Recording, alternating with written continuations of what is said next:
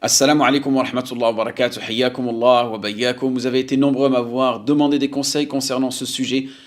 Parfois, c'est des personnes qui sont mariées, d'autres non mariées, que ce soit hommes, femmes. C'est vraiment une pratique qui a, on va dire, mis à l'épreuve énormément de musulmans et de musulmanes. Donc moi, je vais essayer de vous donner quelques conseils, Inch'Allah. Après avoir écouté ces conseils, par la grâce d'Allah subhanahu wa ta'ala, tu te détacheras facilement de cette pratique et de manière définitive. Tout simplement, sache qu'Allah te préserve, que en réalité, cette pratique-là, c'est tout simplement une fornication. Une fornication avec ta main. Cette main qu'Allah subhanahu wa ta'ala t'a octroyée pour effectuer certains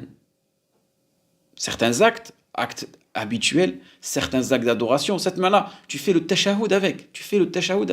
Essaye juste de conscientiser cela. Que cette main, Allah subhanahu wa ta'ala, il te l'a octroyée pour pouvoir effectuer des adorations. Et toi, comment est-ce que tu l'utilises? Tu l'utilises pour pratiquer un acte sexuel interdit. Il est totalement interdit. Il n'y a personne qui remet ça en question. Allah subhanahu wa ta'ala dit وَالَّذِينَ هُمْ لِفُرُوجِهِمْ حَافِظُونَ, ceux qui préservent leur partie intime. Et ensuite, Allah subhanahu wa ta'ala nous a donné les solutions. Comment l'être humain peut tout simplement évacuer cette tentation, cette passion qu'il a au fond de lui, cette envie-là. Comment est-ce qu'il va l'évacuer? À travers le licite. Et sachez, barakallahu fikoum, que utiliser sa main en aucun cas est un moyen licite. Ensuite, sachez aussi quelle est la raison. C'est ce qui va nous intéresser. C'est qu'énormément de personnes aujourd'hui, à travers les réseaux sociaux, à travers les films pornographiques, les images qui se transmettent facilement, ta mémoire, elle emmagasine toutes ces images-là. Ces images-là, elles sont plus ou moins au fond de toi. Et à un moment, ces images-là, elles te gênent, elles te dérangent. Et il va falloir que tu t'en débarrasses.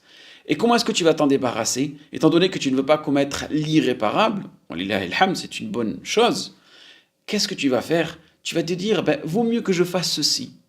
Déjà, ça sera moins pire. Mais en réalité, tu es tout simplement en train de t'emprisonner. Pourquoi? Parce qu'une fois que l'acte sera effectué, le dégoût de toi-même, tu vas te sentir humilié. Tu vas sentir que en réalité, tout ce que tu as fait en aucun cas satisfaire Allah subhanahu wa ta'ala, et même toi, cela ne te satisfait pas. Et là, les remords arrivent.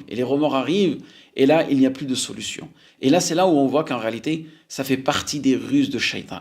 Les ruses de Shaitan, c'est de te faire croire que c'est une solution, mais en réalité, c'est pire que cela. C'est une solution qui va tout simplement te faire tomber peut-être dans la dépression.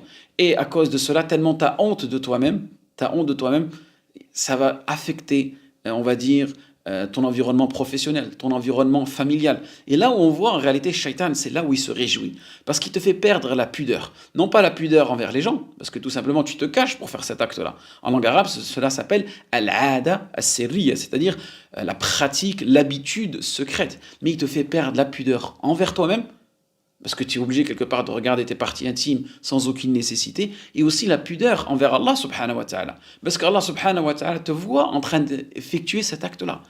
Et aussi, essaye de conscientiser que quand tu es en train de faire cet acte-là, il y a des anges qui écrivent tes actions. Et cela sera mentionné dans tes feuillets. Comment est-ce que tu pourrais t'en échapper? Donc, barakallahu fik, essaye de conscientiser cela. Ensuite, imagine-toi que tu as effectué cet acte-là et qu'une personne, discrètement, parce que toi, tu effectues cela de manière secrète, discrètement, une personne t'a filmé en train d'effectuer cet acte-là. Et ensuite, la personne, elle te menace de publier cet extrait. Comment est-ce que tu vas réagir? Tu seras prêt à payer des millions pour tout simplement que cette personne ne publie pas cet extrait. Donc c'est là où tu vas voir, en vérité, cet acte-là, tu en as réellement honte. C'est pour cela que la solution, Allah yabarik fik, c'est tout simplement de commencer à se préparer au mariage. Car c'est une adoration. Comment est-ce que tu pourrais en réalité regrouper, on va dire, deux bonnes actions? L'action de fait de se marier, cette sunna que le prophète sallallahu alayhi wa sallam nous a fortement recommandé, et aussi assouvir tes besoins. Et le messager sallallahu alayhi wa sallam nous dit fi bud'i ahadikum sadaqa. Donc le fait de pratiquer cet acte-là, l'acte intime avec une personne qui était halal, c'est une sadaqa, c'est une ibada. Et aujourd'hui, malheureusement, vous avez énormément de gens qui te disent, moi, non, le mariage, pas tout de suite, je suis pas prêt, non, c'est pas pour l'instant, c'est pas pour maintenant. Très bien, c'est vrai qu'aujourd'hui, le contexte dans lequel on vit, c'est pas si facile. Mais sache que le fait de vouloir retarder le mariage, comme une fois Omar radiallahu anhu a posé la question à un jeune, et il lui a dit pourquoi tu ne te maries pas, il lui a dit non, j'en ai pas besoin. Sache qu'une personne qui te dit ça, en réalité, comme a dit Omar radiallahu anhu, soit cette personne-là, elle est en incapacité, donc peut-être une incapacité physique, ou bien une incapacité financière, ou tout simplement cette personne-là, en réalité, c'est quoi? C'est qu'elle utilise le chemin du haram. C'est qu'en réalité, elle trouve, on va dire, son repos dans le haram. Et il y a deux sortes de haram. Le grand haram, al-iyadu billah, qui est la fornication, d'accord? Et le deuxième haram, que énormément de personnes sont éprouvées par cela, c'est cette masturbation, le fait de entretenir une relation intime avec sa main. Et n'oublie pas la récompense qu'Allah subhanahu wa ta'ala a accordée ceux qui se préservent dans cette dunya et dans la akhira. Allah subhanahu wa ta'ala, ceux qui se préservent dans cette dunya, tout simplement auront une descendance, auront une progéniture, bi'idhnillah, qui sera profitable pour lui. Et aussi, ceux qui se préservent dans cette dunya, Allah subhanahu wa ta'ala lui donne une énorme récompense dans l'akhira qui est hur al-ayn. Est-ce que nous on pense au hur al-ayn? Est-ce qu'on arrive à matérialiser ces hur al-ayn qui peuvent être le meilleur plaisir que l'être humain peut avoir fil akhira, ce hur al-ayn? Malheureusement, tellement on est obnubilé par ces images aujourd'hui qui nous sont exposées à une fréquence incontrôlable sur les réseaux sociaux, eh bien, carrément on a oublié le hur al-ayn. Donc c'est pour ça qu'il est important aussi, barakallahu fikoum, de penser à l'akhira et aussi de se préserver. L'une des meilleures façons de se préserver, c'est de préserver son regard. Car n'oublie pas que ton regard est une fenêtre à la porte de ton cœur. Et si cette image-là, elle est rentrée dans ton cœur, sache qu'à ce moment-là, ton cœur, il aura deux choix. Soit agir, soit ne pas agir. Et généralement, on a plus tendance à agir, car une fois que cette image ou cette envie, elle a pénétré notre cœur, il est très très difficile de s'en débarrasser. Ensuite, une façon de te préserver aussi, c'est de maintenir une distance de sécurité. Tenir une distance de sécurité. Allah subhanahu wa ta'ala nous dit dans le Coran, وَلَا تَقْرَبُوا الزِّنَا, c'est-à-dire ne vous approchez pas de cet acte, de la turpitude. Ne pas s'en approcher, c'est tout simplement prendre ses précautions. Aujourd'hui, énormément de personnes, une fois qu'elles sont tombées dans cet acte-là, elles commencent à avoir des remords. Non. Et il faut mieux prévenir que guérir. Ensuite, énormément de personnes se retrouvent dans cette situation car au début, ils recherchent le halal. Donc, ils discutent avec des personnes qui leur sont étrangères et au fil des discussions, mais au début, c'est juste, on va dire, des mots qui s'échangent. Après, petit à petit, c'est des appels. Après, petit à petit, c'est des photos.